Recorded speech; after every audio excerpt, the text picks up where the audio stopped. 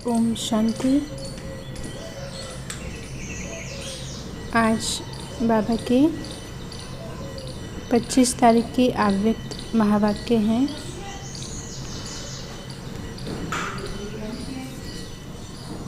बाबा की आज रिवाइज मुरली 18 दिसंबर 1987। बाबा कहते हैं मुरली में, मुरली का टाइटल है कर्मातीत स्थिति की गुह्य परिभाषा। कर्मातीत स्थिति की गुह्य परिभाषा। बाबा कहते आज विदेही बाप दादा, आज विदेही बाप दादा अपने विदेही स्थिति में स्थित रहने वाले श्रेष्ठ बच्चों को देख रहे हैं। बाबा आज किनको देखते हैं? जो बाबा की तरह विदेही स्थिति में स्थित आत्माएं हैं। बाबा कहते हैं जो विदेही स्थिति में स्थित आत्माएं हैं वो हैं श्रेष्ठ आत्माएं। बाबा कहते हर एक ब्राह्मण आत्मा विदेही बनने के व कर्मातीत बनने के श्रेष्ठ लक्ष्य को ले संपूर्ण स्टेज के समीप आ रही है। हम सब परम धाम में कैसे हैं? निराकार हैं। और यहाँ हम प्रैक्टिस क्या कर रहे हैं? शरीर में रहते निराकार स्थिति में रहने का। तो बाबा कहते हैं कि ये जो श्रेष्ठ लक्ष्य है, हर ब्राह्मण आत्मा इसको प्राप्त करने की संपूर्ण स्टेज के समीप आ रही है। बाप कहते हैं तो आज बाप दादा बच्चों की, आत्माओं की, बच्चों की कर्मातीत विदेही स्थिति की समीपता को देख रहे थे। बाबा क्या देखते हैं कि कौन कौन बच्चे कितने समीप पहुँचे हैं। अभ्यास सब करते हैं, लेकिन अपनी संपूर्ण स्टेज से कितना समीप पहुँचे हैं बाबा चेक कर रहे हैं।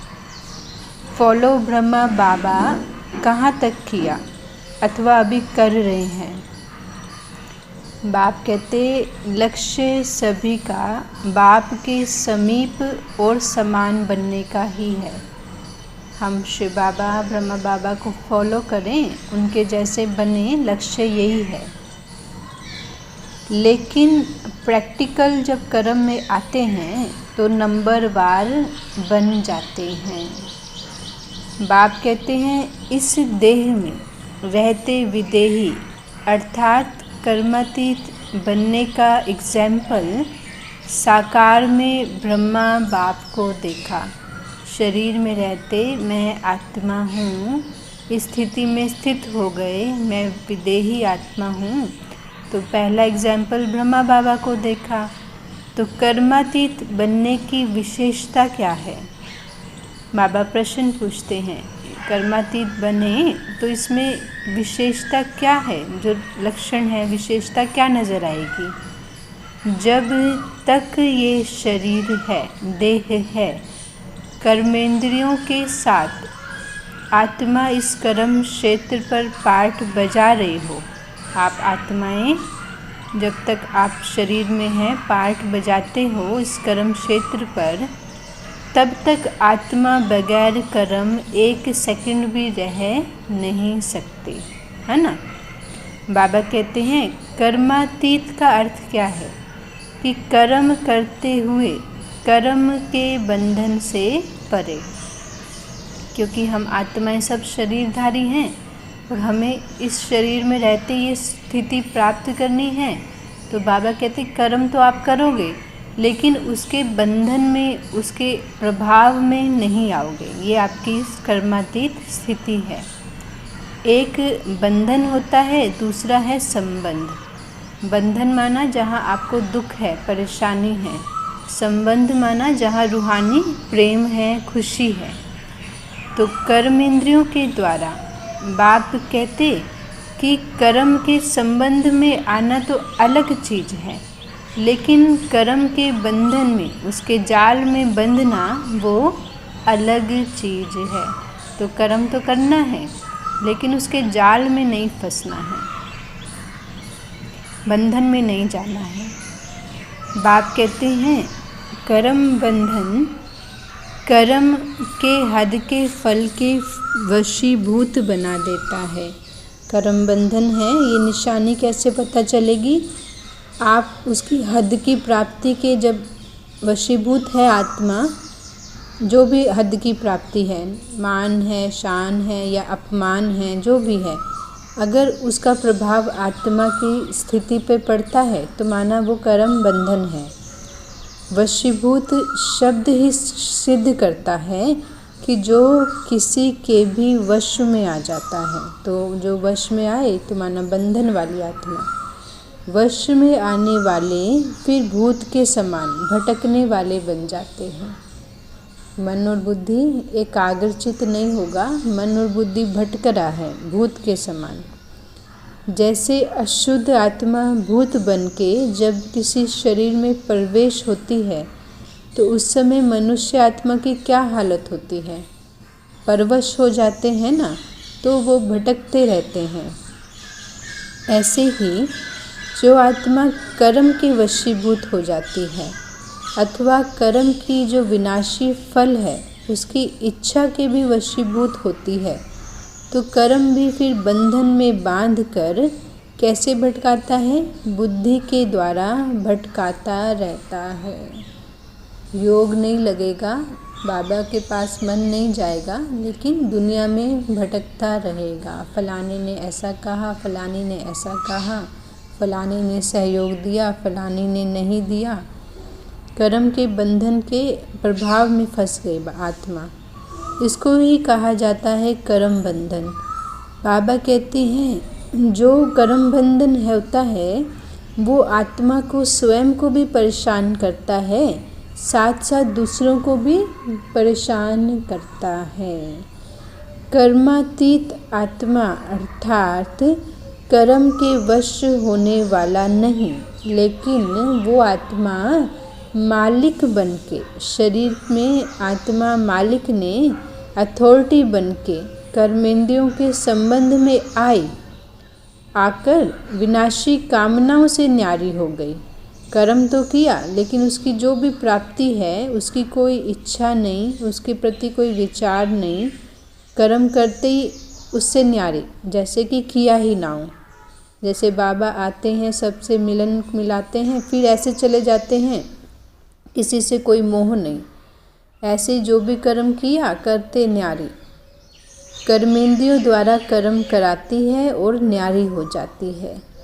आत्मा मालिक को कर्म अपने अधीन नहीं करे, लेकिन अधिकारी बन के कर्म कराती रहे। आत्मा मालिक बन के शरीर से कर्म कराए, फिर उसके चिंतन में नहीं जाए, उससे मुक्त हो, बाबा की याद में रहे।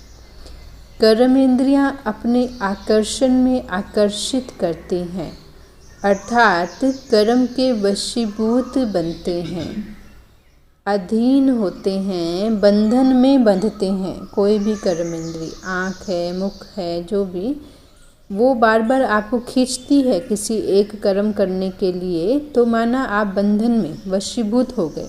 ये चीज़ देखें, ये चीज़ खाएं, ऐसा करें, उसके बंधन में बंध गए। तो बाबा कहता है जो कर्मातीत आत्मा है अर्थात इससे अतीत है, इन सब आकर्षणों से, इन कर्मेंद्रियों के आकर्षणों से भी अतीत है, न्यारी है। आँख का काम देखना है, लेकिन आँख के द्वारा देखने का कर्म कराने वाला कौन है? कोई भी चीज़ देख रहे हैं तो आँख द्वारा देख तो आत्मा मालिक रही है ना। आँख तो कर्म करने वाली है, परंतु आत्मा आँखों द्वारा कर्म कराने वाली है, तो रिस्पॉन्सिबल तो आत्मा है ना। तो कराने वाली आत्मा अगर करने वाली कर्मेंद्रियों के वश हो जाए, इसी को कहते हैं कर्म बंधन। कराने वाला बन के कर्म कराओ। आवश्यकता नहीं है और फिर भी हम किसी चीज़ को देख रहे हैं तो वो कर्म बंधन है। बाबा कहते हैं मालिक बन के कर्म कराओ। इसको कहेंगे कर्म के संबंध में आना। कर्मेंद्रियों को यूज़ करना, उसके संबंध में आना, लेकिन मालिक बन के। कर्मातीत आत्मा संबंध में ज़रूर आएगी, लेकिन वो बंधन में नहीं रहती है। कोई भी सेवा में शरीर के द्वारा आत्मा कर्म करेगी और आत्माओं के संबंध में आएगी, लेकिन किसी के वशीभूत नहीं होगी कि फलाना ही चाहिए, फलानी ही चाहिए। अगर ऐसा बुद्धि में आ गया तो वो भी क्या है? बंधन है। बाबा कहते हैं कभी कभी कहते हो ना कि बोलना तो नहीं चाहते थे लेकिन बोल लिया, करना भी नहीं चाहते थे लेकिन कर लिया। इसी को तो कहा जाता है कर्म के बंधन में वशीभूत आत्मा। बाबा कहते ऐसी आत्मा कर्मातीत स्थिति के नज़दीक कहेंगे या दूर कहेंगे। बाबा ने कहा चेक करो अपनी स्टेज को, और अगर हम अभी ऐसे हैं तो ये हम नज़दीक हैं कि दूर हैं। तो अगर आकर्षण में बंध जाते हैं, बंधन में बंध जाते हैं तो दूर हैं, और अगर न्यारे प्यारे रहते हैं तो कर्मातीत स्थिति के नज़दीक हैं। बाप कहते हैं कर्मातीत अर्थात देह के संबंध। अब बाबा देखो गहराई से बताता है। पहला तो आत्मा का संबंध अपने देह से है, तो देह, फिर देह से जुड़े हुए जो भी संबंध हैं वो संबंध, फिर जो 5 तत्व के पदार्थ हैं, खाना पीना, सुख साधन, जो भी पदार्थ हैं, चाहे लौकिक हैं चाहे अलौकिक हैं, दोनों संबंधों से, बंधनों से अतीत अर्थात न्यारी। माना सबको यूज़ कर रही है आत्मा, लेकिन जब आवश्यकता प्रमाण, सेवा प्रमाण प्रयोग किया और करने के बाद उससे न्यारी हो वापस अपने परम धाम में बाबा के पास। लेकिन प्रयोग करने के बाद उसी के चिंतन में, उसी के आकर्षण में अगर बुद्धि भटकती है तो वो बंधन में है। बाप कहते हैं भल संबंध शब्द कहने में आता है, देह का संबंध, देह के संबंधियों का भी संबंध, लेकिन देह में व संबंध में अगर आत्मा अधीन है तो संबंध क्या बन गया? बंधन बन जाता है। दुखी कब होते हैं? जब बंधन में बंधते हैं। संबंध में दुख नहीं है, बंधन में दुख है। संबंध शब्द न्यारा और प्यारा अनुभव कराने वाला है। आज की सर्व आत्माओं का जो संबंध है वो बंधन के रूप में बदल गया है, इसीलिए दुखी हैं। जहाँ संबंध बंधन का रूप बन जाता है, माना जहाँ आश्रित हो गई आत्मा, जहाँ पे आत्मा आश्रित हो गई किसी भी संबंध में या किसी साधन में, वो नहीं मिलने पर उसको दुख होता है ना, तो ये बंधन हो गया। तो बाबा कहता है बंधन का रूप बना तो बंधन सदा क्या करेगा? स्वयं को किसी न किसी प्रकार से परेशान करता रहेगा। माना आत्मा को उसकी सब स्थिति से दूर कर देता है, दुख की लहर भी अनुभव कराएगा। वरना आत्मा अगर बंधन में नहीं तो उसको दुख नहीं, उदासी का अनुभव कराएगा।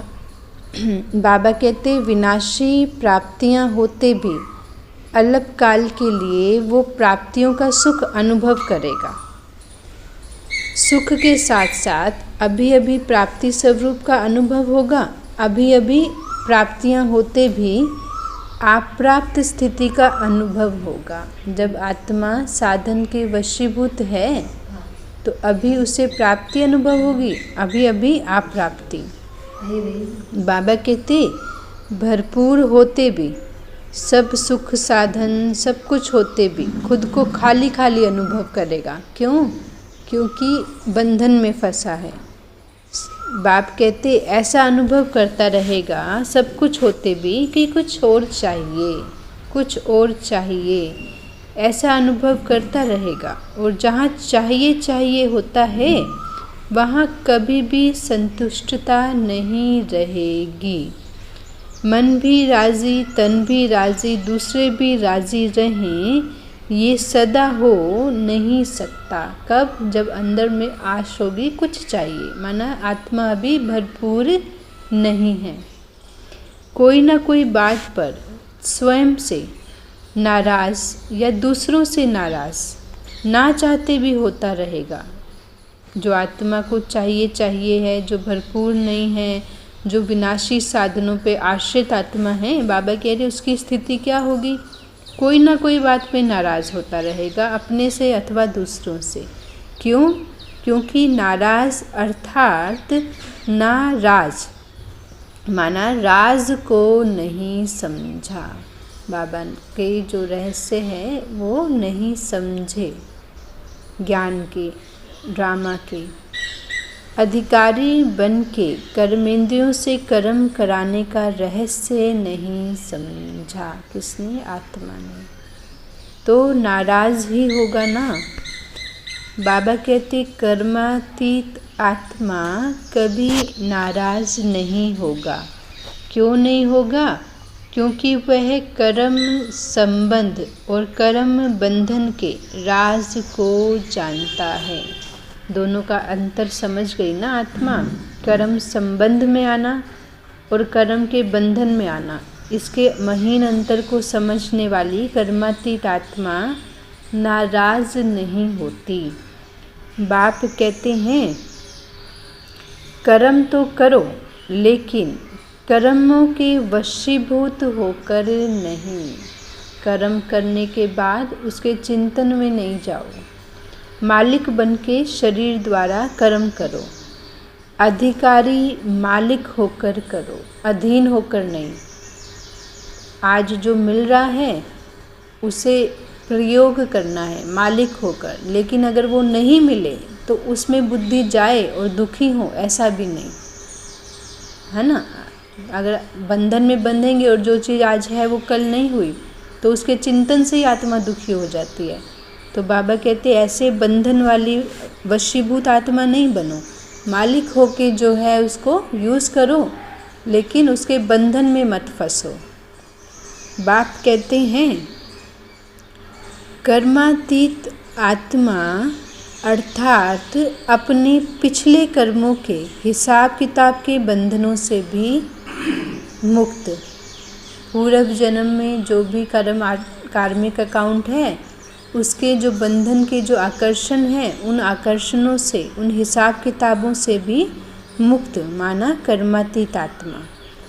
चाहे पिछले कर्मों के हिसाब किताब के कारण फलस्वरूप तन का रोग आया, मन के भिन्न भिन्न संस्कार अथवा अन्य आत्माओं के संस्कारों से टक्कर भी खाते हो, लेकिन ये सब होते हुए भी कर्मातीत आत्मा कर्म भोग के वश नहीं होगी, लेकिन मालिक बन के चुक्त कराएंगे। तो बाबा कह रहे जो आपके पास्ट के कर्म हैं वो आपके सामने तो आएंगे, चाहे वो शरीर में रोग के रूप में आए या संबंधों के रूप में आए, लेकिन आप जो आत्मा हो, शक्तिशाली आत्मा, कर्मातीत आत्मा, उसके चिंतन में नहीं जाओगी।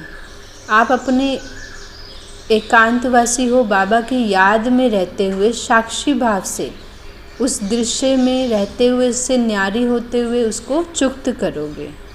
तो बाबा ये समझाते, माना अगर आपकी स्थिति कर्मातीत है तो, अगर नहीं है तो उसके चिंतन में जाके उदास हो जाओगे, नाराज़ हो जाओगे, दुखी हो जाओगे। ये है अधीन आत्मा की निशानी। अधिकारी आत्मा नाराज़ नहीं होगी। बाप कहते हैं कर्म योगी बन कर्म भोग को चुक्त करना। कर्म योगी बन के, योगी माना शिव बाबा की याद में कर्म करते हुए उस कर्म भोग को चुक्त करना, ये है कर्मातीत बनने की निशानी। योग से कर्म भोग को मुस्कुराते हुए, कोई भी परिस्थिति आई उसको मुस्कुराते हुए सूली से कांटा करके भस्म करना, अर्थात कर्म भोग को समाप्त करना। जीवन में परिस्थिति नहीं आए ये नहीं होगा, आएगी, लेकिन आप शक्तिशाली आत्मा उसको ऐसे अनुभव करोगे जैसे वो सूली के रूप में आई है, बहुत बड़े रूप में आई, लेकिन छोटा सा कांटा बन गई। बाप कहते व्याधि का रूप नहीं बने, दुख का रूप नहीं बने, बुद्धि को भटकाए ऐसा नहीं हो। जो व्याधि का रूप बन जाता है वो स्वयं सदा व्याधि का ही वर्णन करता रहेगा। अगर आत्मा कमज़ोर है तो वो क्या करेगी, वो उसी चीज़ का वर्णन इधर उधर करती रहेगी, लेकिन शक्तिशाली आत्मा उसको समाप्त करेगी, वर्णन नहीं करेगी। मन में भी वर्णन करेगा तो मुख से भी वर्णन करेगा। दूसरी बात, व्याधि का रूप होने के कारण स्वयं भी परेशान होगा और दूसरों को भी परेशान करेगा।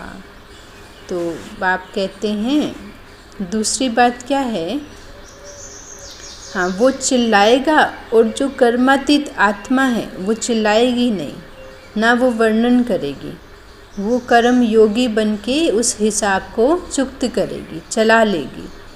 कोई को, जैसे दुनिया में भी कोई को थोड़ा सा दर्द होता है लेकिन वो चिल्लाते बहुत हैं, और कोई को ज़्यादा पीड़ा होते भी, दर्द होते भी अपने को चला लेते हैं। हर तरह के मनुष्य ना, तो यहाँ भी ऐसे ही है। जो आत्मा कर्मातीत स्टेज वाली है, देह की मालिक होने के कारण कर्म भोग होते भी शरीर से न्यारी बनने का अभ्यासी है, बीच बीच में आश्चर्य स्थिति का अनुभव करती है, बीमारी की पीड़ा से परे हो जाती है। जैसे कि साइंस के साधन के द्वारा बेहोश कर देते हैं ना, तो दर्द तो है लेकिन वो दर्द अनुभव नहीं होता, भूल जाते हैं, दर्द फील नहीं करते क्योंकि दवाई का नशा होता। तो जो कर्मातीत अवस्था वाली आत्मा है, क्योंकि उसको अशरीरी बनने का अभ्यास होने के कारण बीच बीच में जैसे कि रूहानी इंजेक्शन लग जाता है। माना शरीर में पीड़ा तो है लेकिन वो योग अभ्यास के कारण उस पीड़ा के पेन में नहीं जाती है, आत्मा रूहानी नशे में चली जाती है। बाबा कहते इस कारण क्या होता है, जो सूली माना इतनी जो पीड़ा है वो कांटा अनुभव होती है, ना के बराबर अनुभव होती है। बाप कहते हैं और बात फॉलो फादर होने के कारण बाबा की विशेष आज्ञाकारी बनने का प्रत्यक्ष फल, बाप से विशेष दिल की दुआएं प्राप्त होती हैं। एक तो अपना पुरुषार्थ, मैं आत्मा हूँ, मैं निराकार हूँ, मैं शिव बाबा की संतान हूँ, एक ये अभ्यास, एक जो भगवान श्रीमत दे रहा है उस प्रमाण कर्म करती है ना, तो उसकी जो दुआएं मिलती हैं वो दोनों उसको, आत्मा को उस दुख से मुक्त कर देती है, सूली को कांटा बना देती है। बाबा कहते हैं बाप के आज्ञाकारी बनने का प्रत्यक्ष फल, बाप की दुआएं बीमारी अथवा कर्म भोग को सूली से कांटा बना देती है।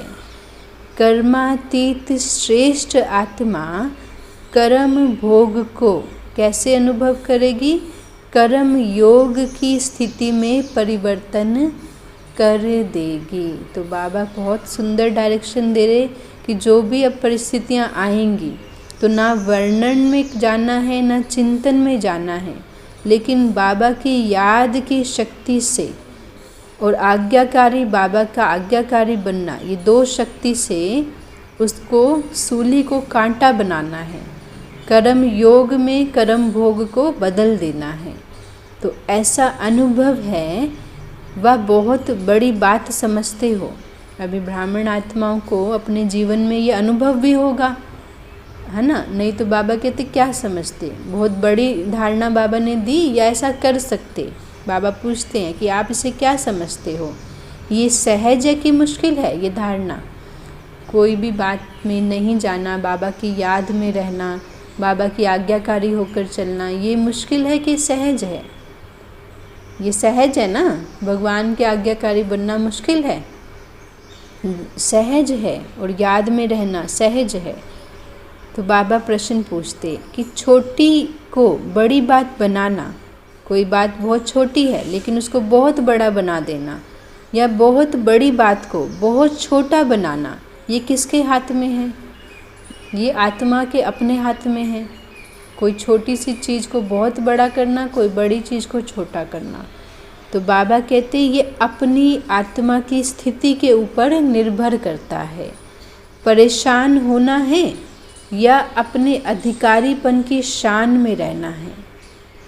मैं आत्मा, भगवान का बच्चा, मैं भगवान की छत्र छाया में पढ़ने वाला, मेरा आज भी अच्छा, कल भी अच्छा, सब अच्छा से अच्छा। तो ये शुभ चिंतन से हर बात से न्यारे हो जाना या दुखी होते रहना, ये अपने ऊपर है। क्या हो गया व जो हुआ सो अच्छा हुआ, दो चिंतन है ना। या तो कहेंगे क्या हो गया, या जो हो गया कहेंगे जो हुआ अच्छा हुआ, जो हो रहा है अच्छा हुआ। तो उसमें किस चिंतन में जाना, ये आत्मा मालिक उसके अपने ऊपर है। यह निश्चय कि जो हुआ अच्छा हुआ, ये निश्चय बुरी बात को भी अच्छे में बदल सकता है। माना ये चिंतन करेगी आत्मा, समर्थ चिंतन, तो इस शक्ति से कुछ बुरा भी अगर हुआ तो वो भी किस में बदल जाएगा? अच्छे में। क्यों? क्योंकि हिसाब किताब चुक्त होने के कारण वह समय प्रति समय प्रैक्टिकल पेपर ड्रामा अनुसार होने के कारण कोई बातें अच्छे रूप में भी सामने आएंगी और कोई बार अच्छा रूप होते भी बाहर का रूप नुकसान वाला होगा। जैसे दवाई होती है ना, होती तो वो शरीर को ठीक करने के लिए, लेकिन उसका टेस्ट कैसा होता है? कड़वा। ऐसे ही बाबा कह रहे कोई जीवन की परिस्थिति ऐसे नज़र आएगी, इसमें तो बड़ा भारी नुकसान है ना, लेकिन वो ही दवाई है जो आपके जीवन को अच्छा करने के लिए आई है। तो उसका बाहरी रूप तो बुरा है, लेकिन उसका भीतरी रूप आपको सुख देने वाला है। तो ऐसी परिस्थिति में बाबा कहते घबराना नहीं है, कि उसके बाहरी रूप को देखकर घबराना नहीं है।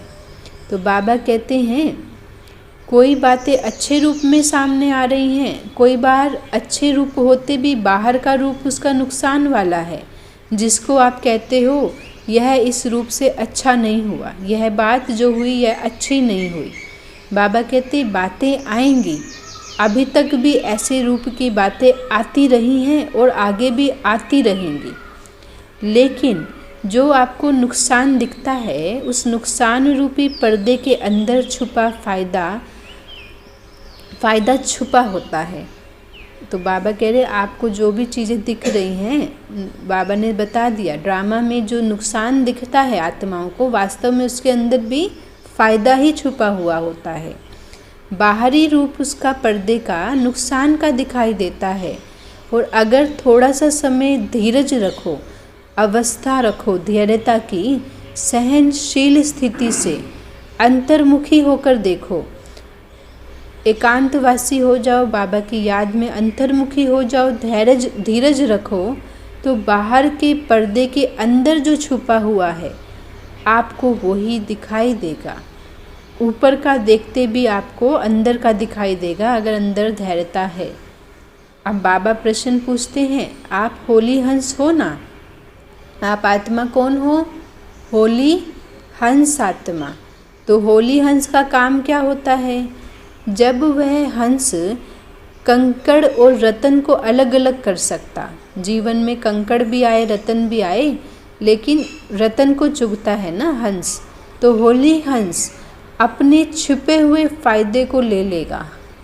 माना जो परिस्थिति में नुकसान दिखता है उसके अंदर जो फ़ायदा है उसको ढूंढ लेगा। कौन ढूंढ लेगा? जो होली हंस आत्मा है। ठीक, तो उसके चिंतन में जाएगा, फ़ायदे के चिंतन में, बुद्धि में वो ये चिंतन करेगा, कंकड़ नहीं चिंतन करेगा, नुकसान नहीं चिंतन करता। तो बाबा कहते समझे, इतना बाबा ने गहराई से समझाया, तो अभी समझे, जल्दी घबरा जाते हो ना, इससे क्या होता है? अब जल्दी आत्मा घबराती है तो क्या होता है, जो अच्छा सोचा जाता है ना, वो भी घबराने के कारण बदल जाता है। जो तो घबराओ नहीं, माना होना तो फ़ायदा था, लेकिन आत्मा ने घबरा के अपना नुकसान कर लिया। तो बाबा कहते घबराओ नहीं, कर्म को देख के कर्म के बंधन में मत फंसो। क्या हो गया बाबा, कैसे हो गया, ऐसा तो नहीं होना चाहिए था, मेरे से ही क्यों होता है, मेरा ही भाग्य शायद ऐसा है। जब परिस्थिति आती है, और आती हर एक के जीवन में है, ऐसा नहीं है, फिर ऐसे चिंतन में जाते हैं तो ये जो विचार आते हैं, ये रस्सियाँ जो हैं ये आत्मा को बांधती जाती हैं। ये संकल्प जो कमज़ोर है ना, ये रस्सियाँ हैं, जितना इसमें बंध जाएंगे उतना दुखी होंगे। इसीलिए कर्म के बंधन में आ जाते हो। व्यर्थ जो संकल्प है ना, क्या होगा, कैसे होगा, कौन करेगा, ये जो व्यर्थ संकल्प हैं, ये कर्म बंधन की सूक्ष्म रस्सियाँ हैं जो आत्मा को बांध देती है, दुखी कर देती है। कर्मातीत आत्मा क्या कहेगी, शक्तिशाली आत्मा क्या कहेगी, जो होता है जीवन में वो अच्छे के लिए होता है। मैं भी अच्छा हूँ, बाबा भी अच्छा है, और ड्रामा में जो हो रहा है सब अच्छा। ये चिंतन आपको बंधनों से मुक्त करेगा। ये बंधन को काटने की कैंची का काम करता है। दो तरह के विचार बाबा ने कहा, कमज़ोर विचार आपको बांध देंगे, और ऐसे कहोगे जो हो रहा है अच्छा हो रहा है, बाबा अच्छा है, ड्रामा अच्छा है, मेरा नसीब अच्छा है, मेरा पार्ट अच्छा है, तो इससे आपके बंधन कट जाएंगे। बंधन कट गए तो क्या बन गए, क्या बन गए, कर्मातीत आत्मा बन गई। कल्याणकारी बाप के बच्चे, किसके बच्चे हैं, भोलानाथ बाबा जो कल्याणकारी है, मैं आत्मा उस कल्याणकारी बाबा की बच्ची हूँ। उसके बच्चे होने के कारण क्या है, संगम युग हर सेकंड क्या है, कल्याणकारी है, क्योंकि भोलेनाथ बाप का वरदानी हाथ किसके ऊपर है, अपने बच्चों के ऊपर। तो हमारा तो कल्याण हर बात में समाया हुआ है। हर सेकंड का आपका धंधा क्या है, कल्याण करना है, सेवा ही कल्याण करना है।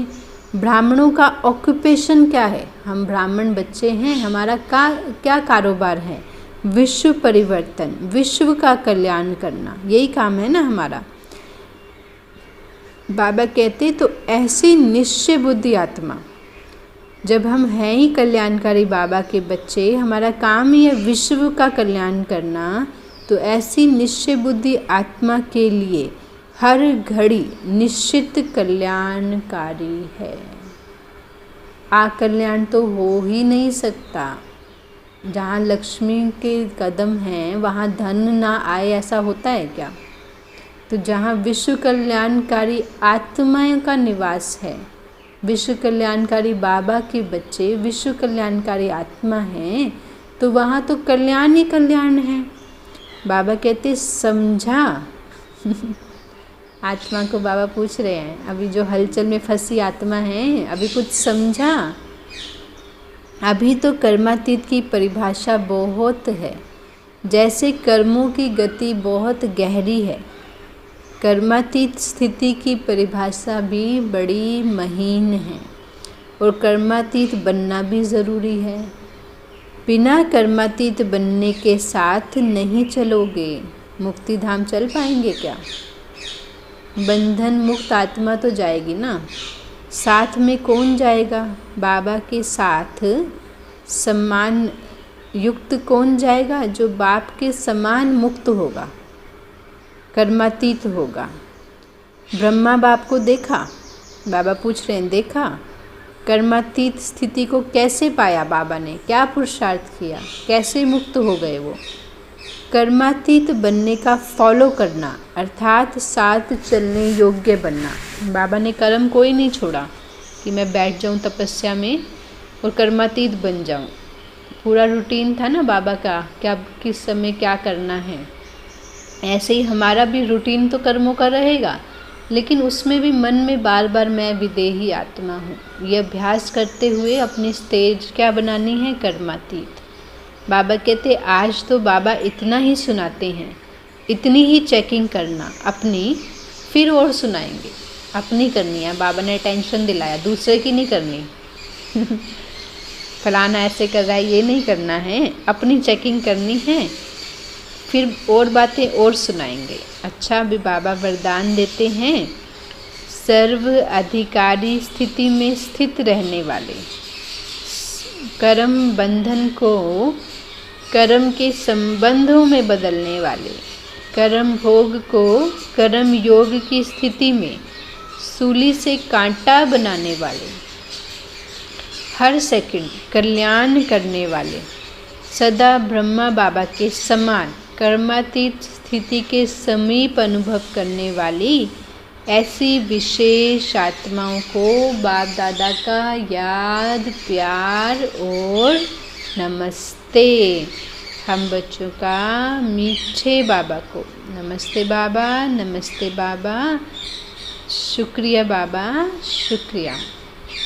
अभी बाबा की जो आव्यक्त बाप दादा की पर्सनल जो पार्टियों से मुलाकात में महावाक्य बाबा ने बताए हैं, सदा अपने को समर्थ बाप के समर्थ बच्चे अनुभव करते हो, ऐसे अनुभव में रहते हो, कभी समर्थ कभी कमज़ोर ऐसे तो नहीं है ना। समर्थ आत्मा अर्थात सदा विजयी। समर्थ आत्मा की निशानी क्या है, वो हमेशा विजयी है। समर्थ आत्मा कभी हार नहीं हो सकती, हार कभी हो नहीं सकती। बाबा कहते स्वप्न में भी हार नहीं हो सकती, क्योंकि बाप साथी है। स्वप्न, संकल्प और कर्म सब में सदा विजयी। ऐसी आत्मा को क्या कहेंगे, शक्तिशाली समर्थ आत्मा, जो संकल्पों में विजयी, कर्मों में विजयी और स्वप्न में भी जो विजयी है। ऐसी समर्थ आत्मा हो ना, बाबा पूछते ऐसे हो ना। क्यों? क्योंकि जो आत्मा अभी संगम युग की विजयी है, जो आत्मा बहुत काल से विजयी है, वही तो विजय माला में गायन पूजन योग्य बनती है।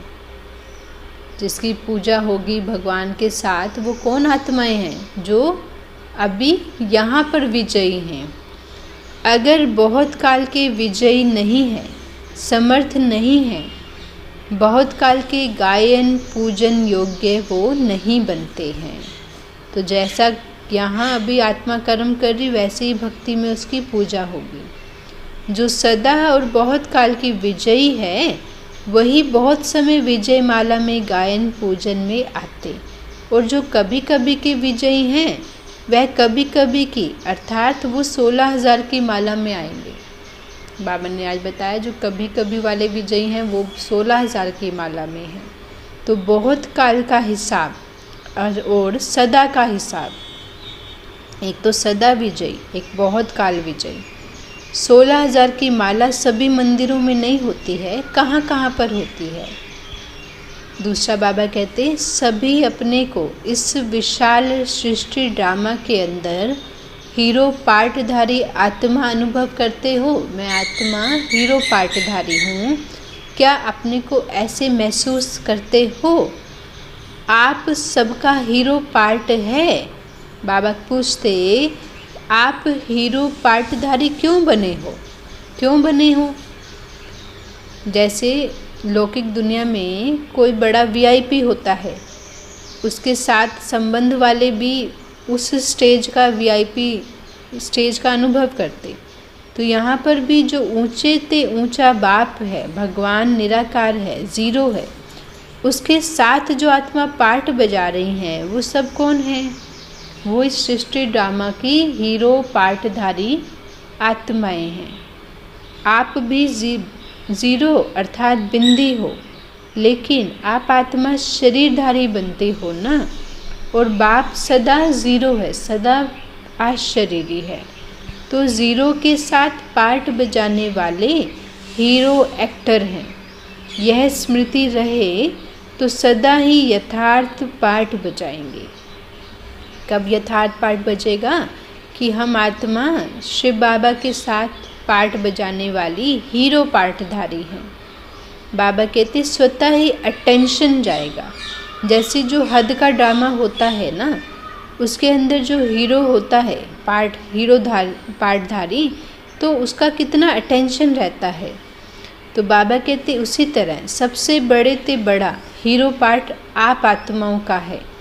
सदा इस नशे और खुशी में रहो, वाह मेरा हीरो पार्ट, जो सारे विश्व की आत्मा बार बार हेयर करती है। बाबा कहते हैं यह द्वापर से जो कीर्तन करते हैं, तो यह आपके इस संगम के हीरो पार्ट का ही तो यादगार है ना। कितना अच्छा आपका यादगार बना हुआ है। आप आत्मा स्वयं हीरो बनो, तब आपके पीछे अब तक भी आपका गायन चलता रहता है। हीरो पाठधारी बनने का क्या आधार है? कि ज़ीरो बाबा को साथ रखो।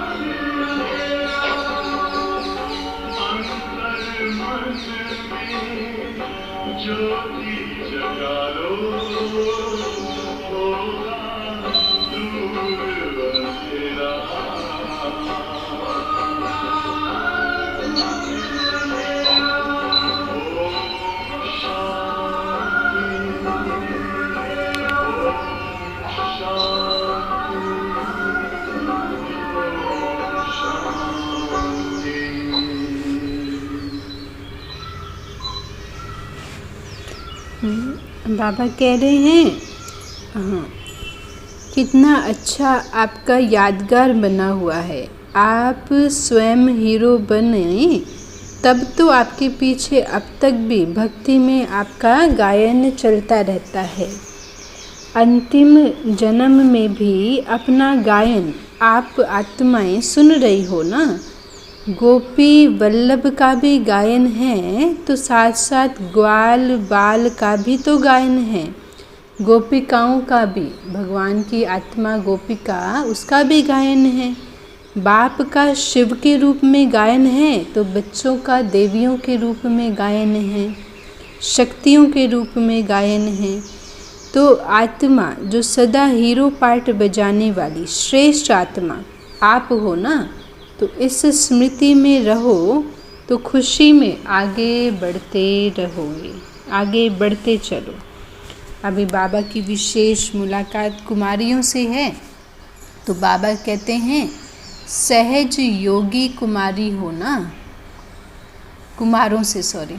तो बाबा पूछते हैं आपका योग सहज लगता ना, बाबा से भटकता तो नहीं, तो सहज योगी कुमार हो ना, निरंतर योगी कुमार, कर्म योगी कुमार। ऐसा योग जो अमृत वेले से तो जुटे लेकिन कर्म करते भी वो योग जुटा रहे, तो निरंतर योग है, कर्म योग है, ऐसे कुमार हो ना। क्योंकि कुमार हमारा भाई जितना अपने को आगे बढ़ाना चाहे उतना बढ़ा सकते है ना। क्यों बढ़ा सकते? क्योंकि निर्बंधन है, बोझ नहीं है और जिम्मेवारी भी नहीं है, इसीलिए हल्के हैं। माना बुद्धि दुनिया के कारोबार में फंसी हो ऐसा नहीं है, क्योंकि फ्री आत्मा है तो जितना याद में आगे बढ़ना चाहे बढ़ सकती है, हल्के हैं।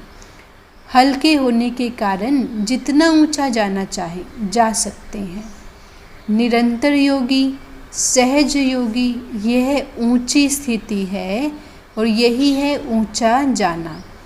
बाबा कहते हैं ऐसे ऊंची स्थिति वाले को क्या बोलेंगे? बाबा कहते हैं उनको बोलेंगे विजयी कुमार। जब है ही भगवान के साथ तो विजय तो हुई पड़ी है।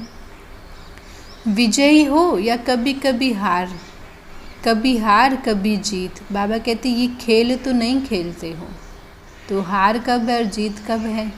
जब बाबा से बेमुख हैं तो हार है और बाबा के सम्मुख हैं तो जीत है। तो बाबा कहते अगर कभी हार है कभी जीत के संस्कार होंगे तो मन एक रस स्थिति का अनुभव नहीं होगा। कभी उदास, कभी शांत, कभी खुशी, कभी दुख, तो एक रस नहीं हुआ ना। एक की लगन, एक शिव बाबा की याद में मुझे बिजी रहना है, उसकी लगन में मगन रहने का अनुभव करना है। लेकिन अगर एक रस नहीं तो वो अनुभव नहीं करते हैं। दूसरा बाबा कहते हैं सदा हर कर्म में कमाल करने वाले कुमार हो ना। आपका जो कर्म है दुनिया वाले भाइयों जैसा नहीं, आप भगवान के बच्चे हो तो आपका हर कर्म दुनिया से विशेष हो। कोई भी कर्म साधारण नहीं, कमाल हो। जैसे बाप की महिमा करते हो, भगवान की महिमा करते हो ना, बाप की महिमा गाते हो, कमाल गाते हो, ऐसे ही कुमार अर्थात हर कर्म में कमाल दिखाने वाले, कभी कैसे वाले नहीं। ऐसे नहीं जहाँ कोई खींचे वहीं खिंच जाओ, तो ये कमज़ोर आत्मा हुई। लुढ़कने वाले लोटे नहीं कभी कहाँ लुढ़कें कभी कहाँ लुढ़कें, फिर जीवन नहीं बनेगा ना। एक ही जगह लुढ़कना है बाबा के ज्ञान में, ऐसा नहीं। कमाल करने वाले बनो, अविनाशी। ज्ञान योग में कैसा बनना है? अविनाशी, बनने वाले और बनाने वाले, ऐसा चैलेंज करने वाले, शक्तिशाली बनो। बाबा कहते हैं ऐसी कमाल करके दिखाओ जो हर एक कुमार चलता फिरता क्या अनुभव हो, ये तो एक फरिश्ता है, ये तो कोई देवता है, आपसे ऐसा अनुभव हो। दूर से ही आप फरिश्ते हो ऐसी झलक अनुभव हो। वाणी से सेवा को प्रोग्राम तो बहुत बना लिए, वो तो करेंगे ही, लेकिन आजकल क्या मानते हैं? प्रैक्टिकल लाइफ, प्रत्यक्ष पर प्रूफ चाहते हैं। आपका प्रैक्टिकल जीवन है वो सेवा करेगा। प्रत्यक्ष प्रमाण, सबसे श्रेष्ठ प्रमाण, सबसे बड़ा सेवा का साधन क्या है? आपकी प्रैक्टिकल धारणा युक्त जीवन। बाबा कहते हैं प्रत्यक्ष प्रमाण इतने हो जाएं तो सहज सेवा हो जाएगी कि भगवान इनको पढ़ा रहा है, भगवान इनकी पालना कर रहा है। कैसे पता चलेगा? उनके जीवन के आचरण से, क्योंकि दुनिया वालों का आचरण और बाबा के बच्चों का आचरण तो अलग है ना, तो वो उनकी प्रैक्टिकल लाइफ से अनुभव होगा। फरिश्तेपन की सेवा करो तो मेहनत कम होगी और सफलता ज़्यादा होगी।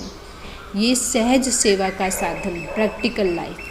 सिर्फ वाणी से सेवा नहीं करो, किसी को ज्ञान सुनाया सिर्फ वो ही सेवा नहीं है, लेकिन आपके मन, आपकी वाणी और आपका कर्म तीनों से साथ साथ सेवा हो। मन में शुभ चिंतन हो तो वायुमंडल श्रेष्ठ बनता। वाणी जो आपकी है सम्मान युक्त वाणी हो, मर्यादा युक्त वाणी हो तो वाणी से सेवा है। कर्म में गुण नजर आए, अवगुण नहीं, तो कर्मों से भी सेवा। इसको ही बाबा कहते हैं कमाल। ये कमाल है ना।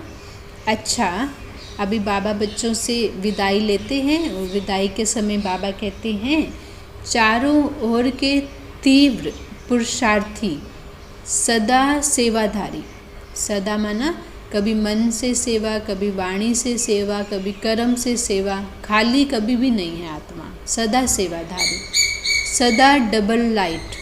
आत्मा भी लाइट, ये शरीर भी लाइट बन औरों को भी डबल लाइट बनाने वाले, सामने वालों को भी उसी दृष्टि से देखना। वो आत्मा भी लाइट, उनका शरीर भी लाइट। सफलता को अधिकार से प्राप्त करने वाले, मांग के प्राप्त करने वाले नहीं, अधिकार से प्राप्त करने वाले। सदा बाप समान आगे बढ़ने वाले, औरों को भी आगे बढ़ाने वाले। ऐसी सदा उमंग, उत्साह, खुशी में रहने वाली श्रेष्ठ आत्माएं। कैसी आत्मा? बाबा ने बताया सदा उमंग में रहती है, सदा आगे बढ़ रही है, सदा खुशी में है और औरों को बढ़ा रही है। तो ऐसी जो श्रेष्ठ आत्माएं हैं, ऐसी जो भगवान की स्नेही आत्माएं हैं, ऐसे भगवान के बच्चों को बाबा का, भगवान का, बाप दादा का बहुत बहुत सिक से, बहुत बहुत प्रेम से याद, प्यार और गुड मॉर्निंग। हम बच्चों का ऐसा बनाने वाले बाबा को बहुत प्यार से नमस्ते बाबा, नमस्ते बाबा, शुक्रिया बाबा, क्योंकि ऐसा तो बाबा हमको बना रहा है ना। बाबा सतगुरु रूप में वरदान देते हैं, कदम कदम पर सावधानी रखते हुए, क्योंकि आत्मा भी इतनी ऊंची कमाई कर रही है तो ऊंची कमाई में उतना अटेंशन भी हो। कदम कदम पर सावधानी रखते हुए पद्मों की कमाई जमा करने वाले पद्मा पदम पति भव। बाप कहते हैं बाप बच्चों को बहुत ऊंची स्टेज पर रहने की सावधानी दे रहे हैं। आत्मा अपने सम्मान में रहे, उस ऊंची स्टेज में रहे, ये बाबा अटेंशन दिला रहे हैं। बाबा कहते इसीलिए अब ज़रा भी गफलत करने का समय नहीं है।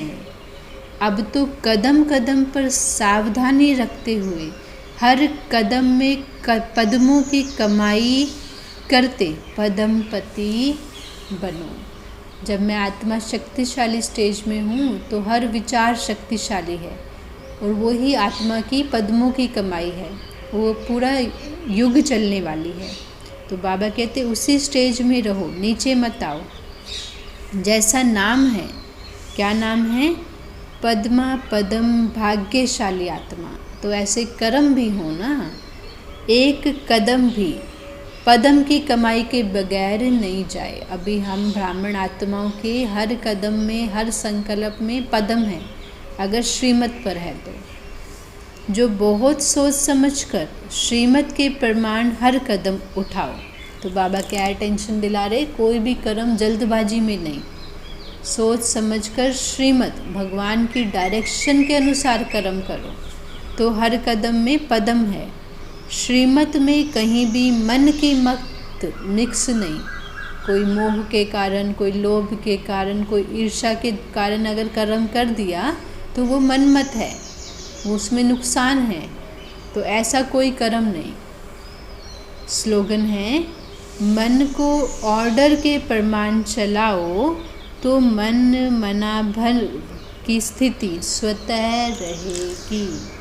मन को ऑर्डर, श्रीमत का जो ऑर्डर है उसके प्रमाण चलाएं तो मन मना भव की स्थिति स्वतः रहेगी।